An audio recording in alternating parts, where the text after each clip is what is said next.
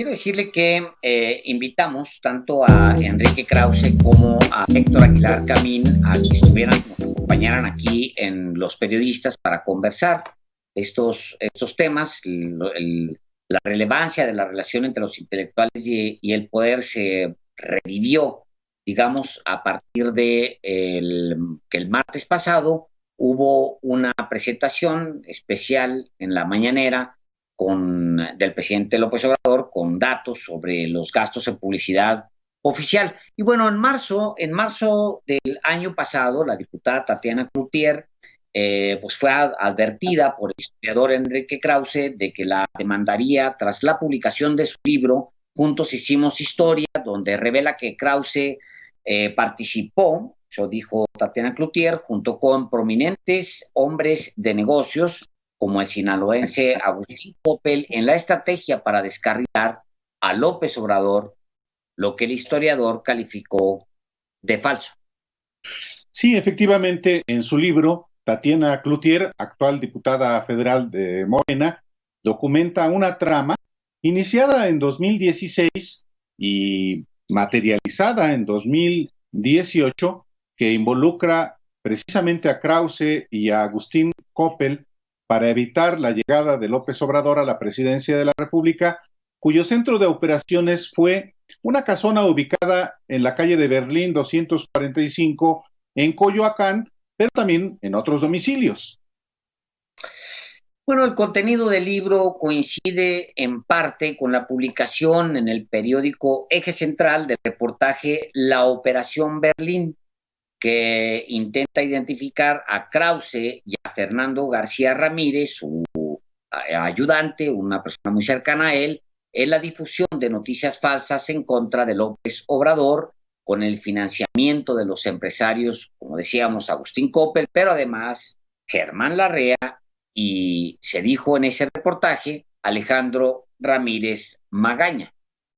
En el caso específico de Krause, la legisladora destaca cómo las empresas de han sido beneficiadas por los gobiernos de Vicente Fox y Felipe Calderón, expanistas, y del priista Enrique Peña Nieto.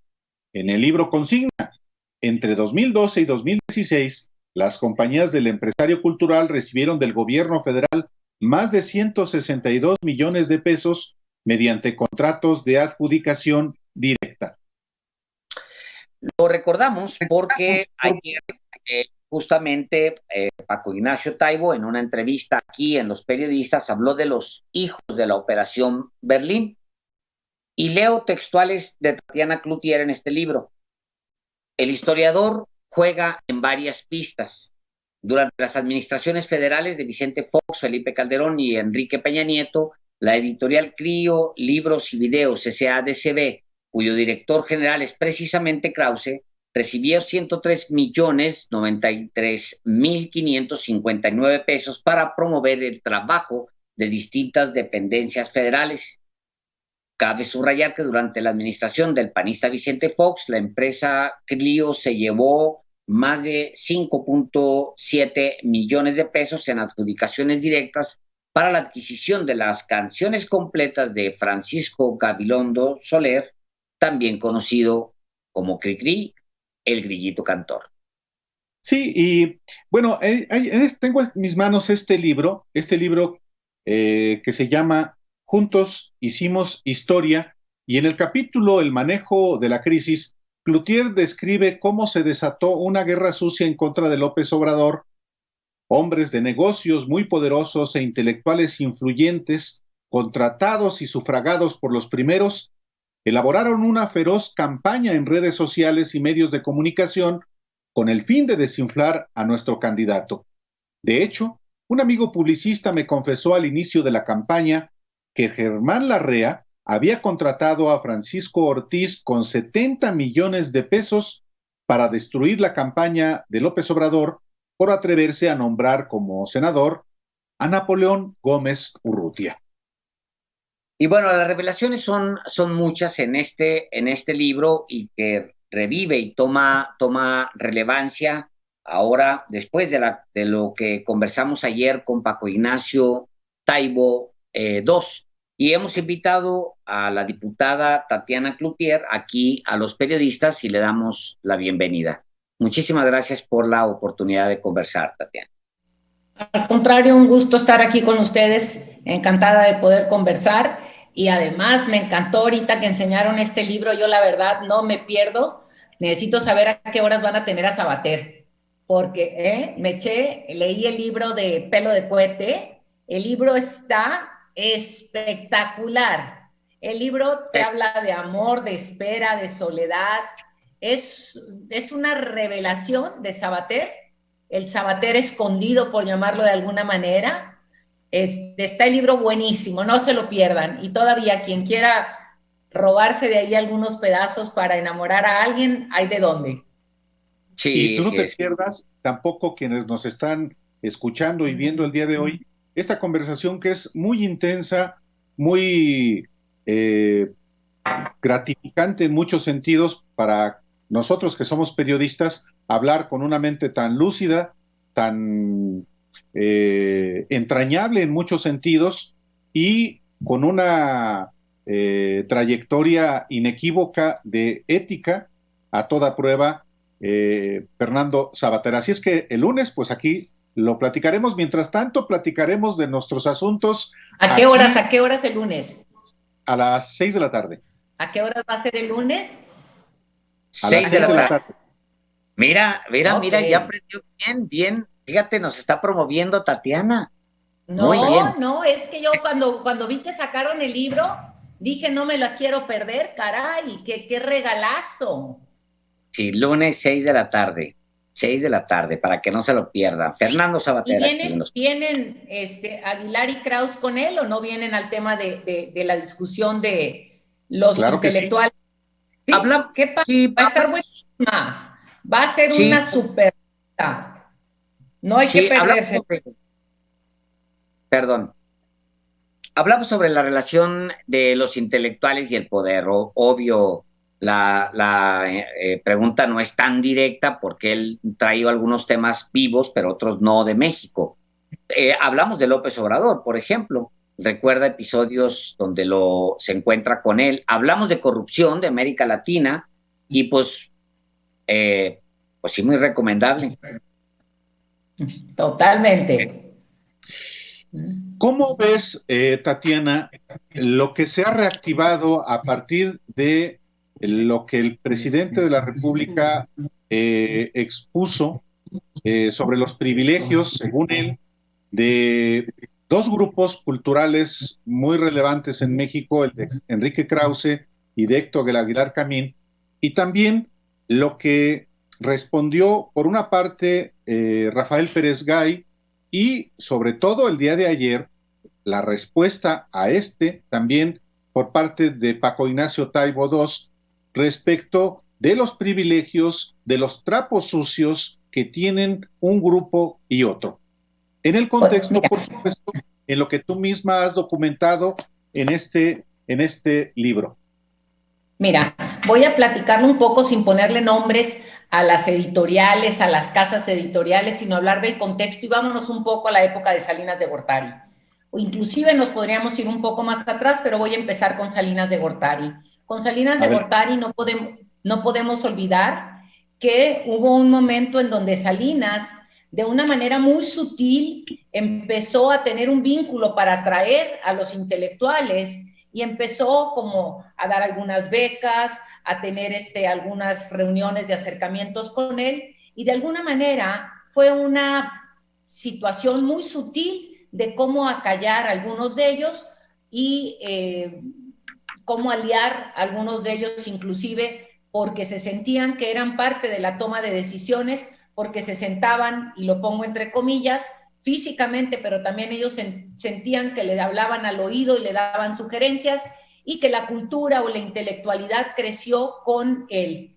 Yo creo que esta práctica fue muy bien utilizada por Salinas y puesta en el escenario para ir entendiendo cómo ir sacando adelante ese mecanismo para que algunos críticos dejaran de ser críticos, so pena de no entender que se puede, y esto lo voy a hablar en el contexto creo que muy mexicano, en donde a veces pensamos que estar en un consejo de administración, que estar en un consejo de alguna institución gubernamental quiere decir que no puedes hacer un señalamiento al respecto. Y creo que ahí estamos equivocados.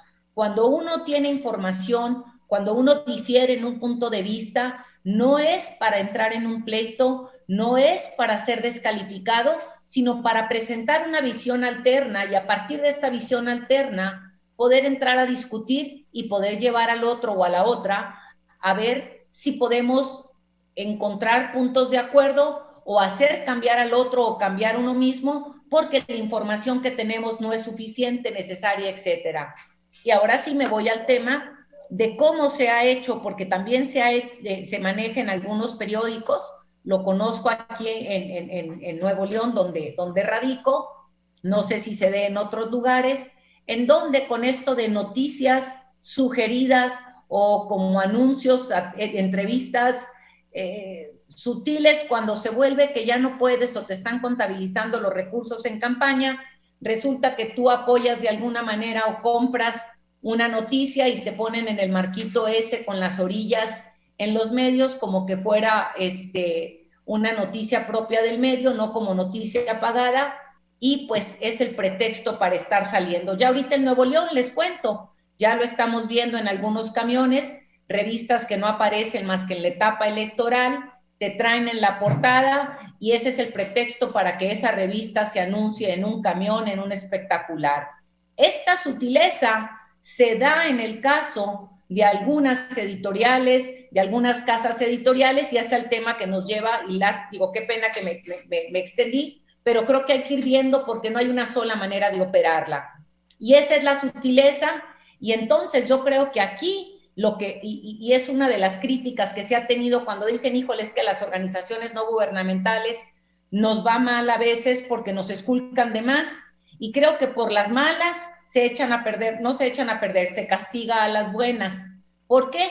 Porque quien le sigue el dinero, y es muy fácil, si yo me dedico a la cultura y yo tengo una organización o una fundación que da dinero a la cultura, yo le doy dinero a Juan Pérez, y entonces Juan Pérez va a hacer lo que yo digo, pero como está disfrazado en esta parte cultural, se vuelve difícil de poder encontrar el hilo. Y esto fue parte de lo que nosotros logramos tener de información. Aquí en Juntos hicimos historia y ponerlo, y que de alguna manera, que esto es para mí lo importante, el hilo se jala y viene la hebra casi desde el 2006.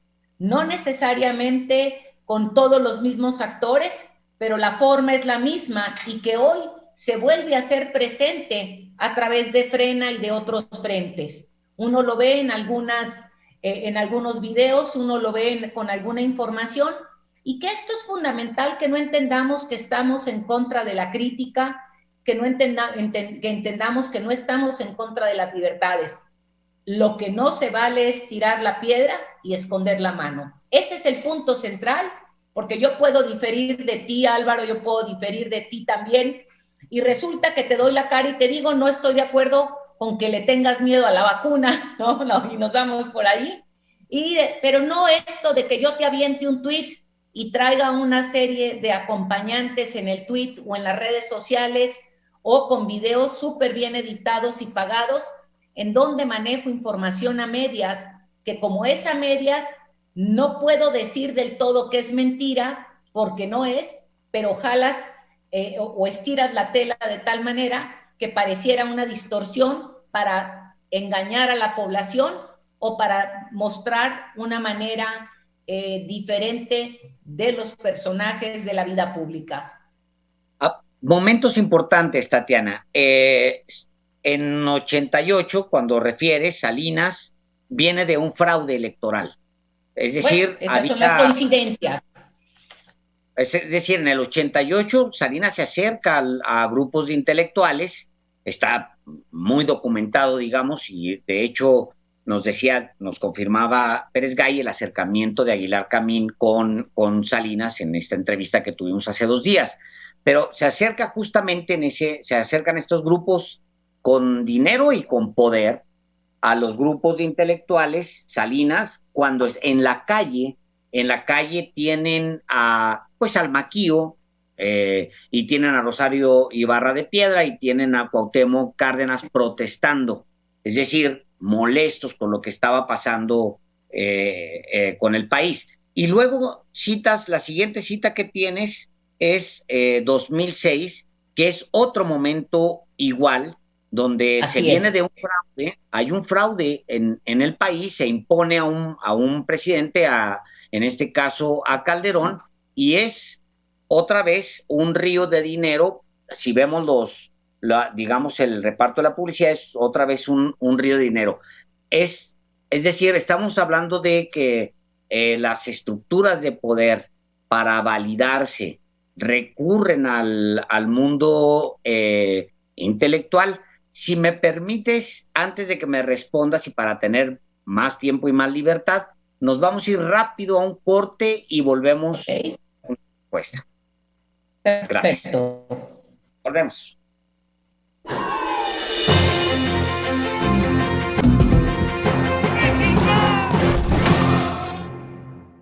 Le agradecemos a usted que nos está escuchando en radio. Gracias por estar aquí. Nos despedimos de ustedes de esta hora en el 88.1 de su radio. Véngase con nosotros porque está Tatiana con nosotros y va a empezar la parte intensa de esta entrevista. Gracias, gracias. Puede escucharnos, vernos en televisión y también en YouTube. Y continuamos con Tatiana Cloutier. Decíamos, Tatiana, dos momentos, 88 y 2006, que tú identificas claramente del poder con los grupos intelectuales. Sí, y podría poner, fíjate, porque lo voy a llevar hasta el 18, algo importante, y lo voy a vincular con algo muy actual. Ahorita estamos discutiendo un tema que es desenlace del 2006, el tema de bajar los recursos a los partidos políticos. Y ahorita con la pandemia se vuelve todavía más fundamental, más prioritario, porque los partidos políticos derivados de la situación del 2006, ¿qué fue lo que pasó?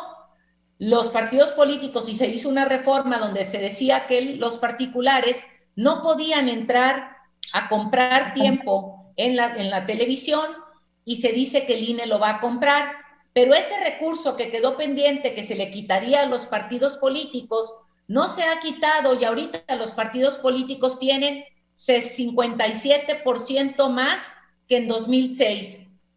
Esto es una aberración porque ya no compran el tiempo en televisión, porque ya tenemos medios alternos de comunicación y pensamos que tendría que tener los partidos políticos una disminución de recursos públicos. Lo pongo en la mesa porque si no hubiese sido los sucesos del 2006, no estaríamos ahorita teniendo una discusión de esta naturaleza. Me voy al 2012. El 2012 no hubo esta participación tan deliberada de los temas que estamos hablando ahorita, pero se manejó a través de las novelas, ¿sí? Otra manera muy sutil de entrar a poder llegar a la conciencia de la población para poder hacer como un giro curioso o influir electoralmente hablando a través de los espacios de entretenimiento. Y en 2018, pues viene que quisieron, y lo pongo así, quisieron intentar, pero al haber descubierto, al haber sacado algo así a flote de que estaba todo lo de PGLix y todos estos temas en la mesa, decidieron como abortar la operación, por llamarlo de alguna manera, y recordarán ustedes que aparece un muchacho con una cara tapada en donde dice que son un grupo de jóvenes periodistas o que están haciendo periodismo, voy a decir sencillo, o sea, periodismo nuevo, y que son quienes quieren sacar a flote el tema de todo lo que tenía que saber la gente de Andrés Manuel, que eran estas verdades a medias, unos refritos que hoy están volviendo a salir de una manera muy bien editada en algunos videos y que pasan por la onda whatsappera. Es que, y justamente, Tatiana Cloutier, en tu libro, Juntos Hicimos Historia, particularmente en el capítulo El manejo de crisis, hablando de PGLix, tú escribes en la página 175, mis más indagaciones me llevaron a descubrir que la página de PGLix Había sido comprada en Panamá, operada desde Los Ángeles, California, y su financiamiento provenía, como me habían contado, de empresarios mexicanos. Más tarde descubrí que se trataba de trabajos que Fernando García Ramírez, mano derecha de Enrique Krause, les encargaba. PGLeaks, aunque era un portal más conocido, no era el único que tenía como objetivo golpear la imagen pública de López Obrador. El equipo dice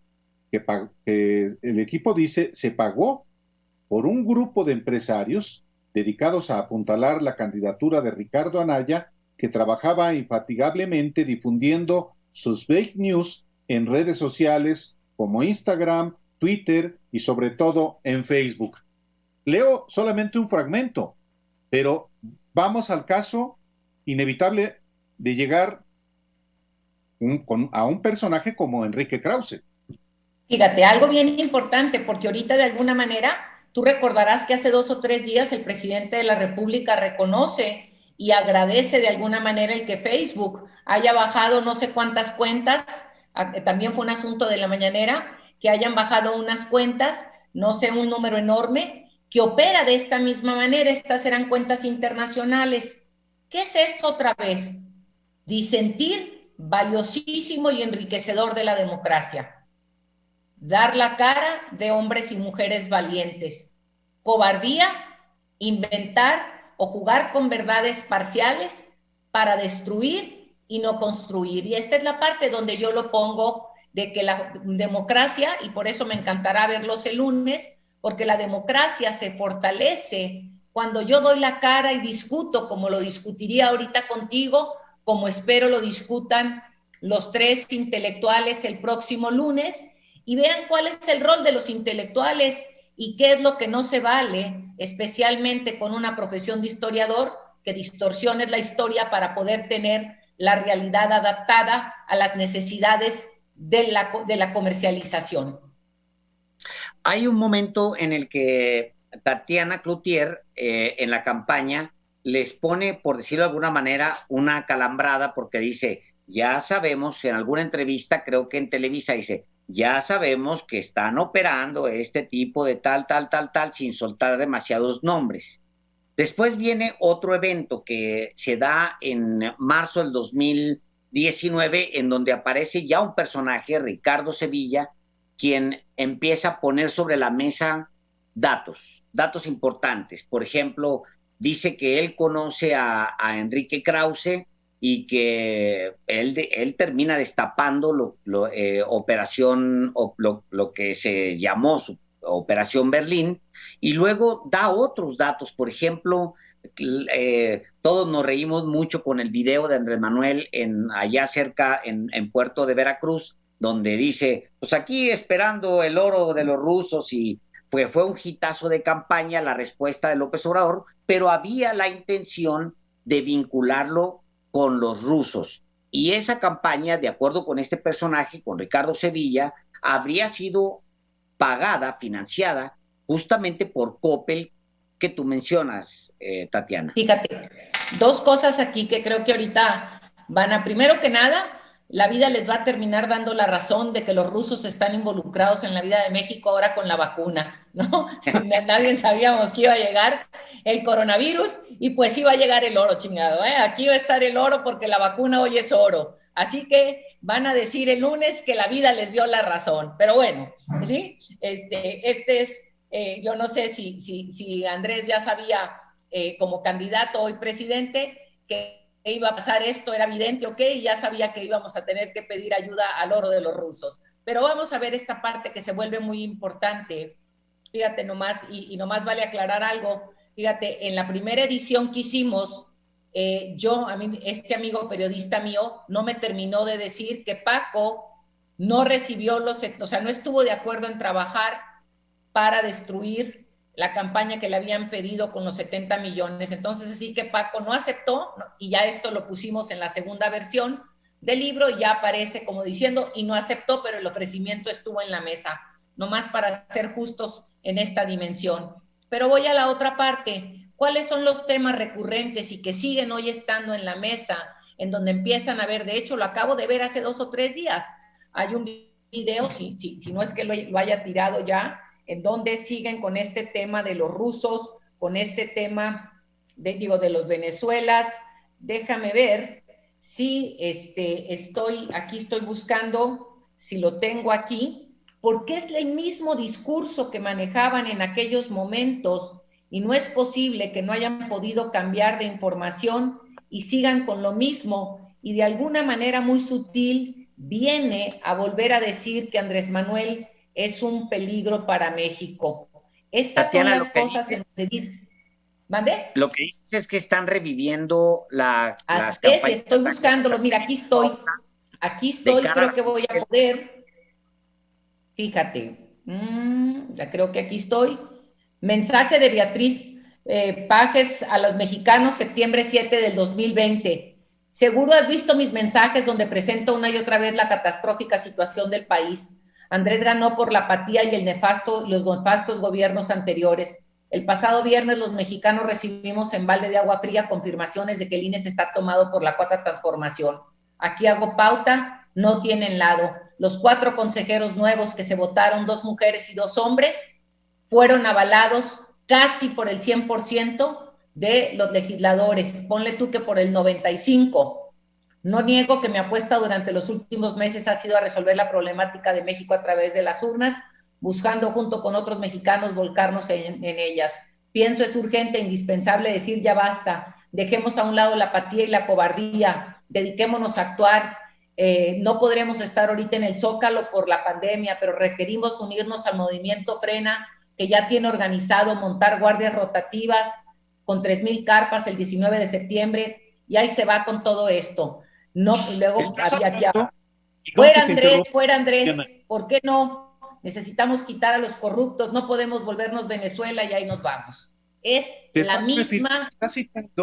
Perdón, Tatiana, estás citando a Beatriz Pajes Rebollar, que habla de gobiernos nefastos anteriores que hicieron que López Obrador ganara. Nefastos gobiernos anteriores como el de Enrique Peña Nieto, a quien ella... Te estoy diciendo, aquí está, si nos pueden hacer un close-up, no sé si... ¿Sí? Aquí está, ¿no? Correcto. Pero son los que están queriendo sumar con Frena. Así es, pero esa es la misma tónica, la misma narrativa, que esto es a lo que quiero ir. Ni siquiera han podido entrar en una narrativa nueva. Ni siquiera han podido entrar. ¿Por qué? Porque dejaron sembrada una semilla y esa semilla de aquellos que hace 12, 18 años tenían, no sé, 18 y ahorita tienen 30 y tantos, o los que tenían 20 y tantos ahorita tienen, andan en los 40 y que anden diciendo, híjole, empezar a asustarse y decirles es el momento de recuperar a México. Repito, la libertad del voto, y creo que Andrés Manuel algo de lo maravilloso que nos enseñó es decir, nos politizamos, analizamos la política y somos capaces de con el voto y por la vía pacífica poner y quitar gente. Tan es así que hemos avanzado en entrar en el tema de la revocación de mandato, con hechos, con información, pero no se vale con difamación, no se vale con mentiras y no se vale engañando a la gente con la narrativa de lo que no es cierto que es, y ahora como queriendo casi hacer responsable al presidente de la República de un mal que apareció en el mundo, que se llama COVID, y como que Andrés Manuel, presidente, fuera el responsable del mismo en la nación. Me siento como que estamos apenas entrando a la conversación cuando nos tenemos que despedir, Tatiana. ¿Por qué no nos comprometemos para conversar la semana entrante y retomar los temas? Porque sí siento como que apenas estábamos entrando al asunto. Si me dejas hacerle una pregunta a Tatiana, última pregunta. Yo te pregunto, Tatiana, ¿tú crees que lo que dijo ayer Paco Ignacio Taibo de la ropa, de los trapos sucios de Krause y de Aguilar Camín sea un acto de censura? ¿Crees que sea un acto de censura también que López Obrador haya exhibido los contratos que tuvieron con Peña y Calderón? Fíjate, otra vez, Cuando nos conviene, exigimos transparencia. Cuando no nos conviene, llamamos destape y sacar los trapos sucios.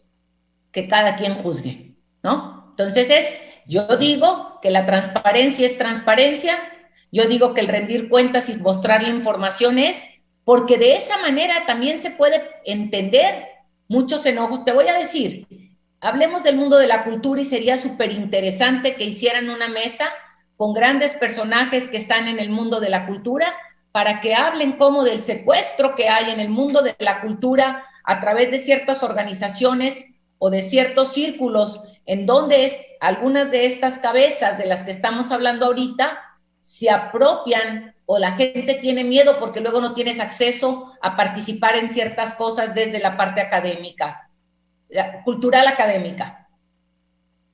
Correcto. Tatiana, Tatiana, muchísimas gracias una vez más y estamos pendientes. Al contrario, listos para el sábado para ver a este trío, pero creo que el que no se pueden perder es leer. Quien ya pueda, que vaya y compre este libro de Sabater, es una delicia. Lo es. Muchísimas gracias, Tatiana. Al contrario. Gracias. Buenas tardes.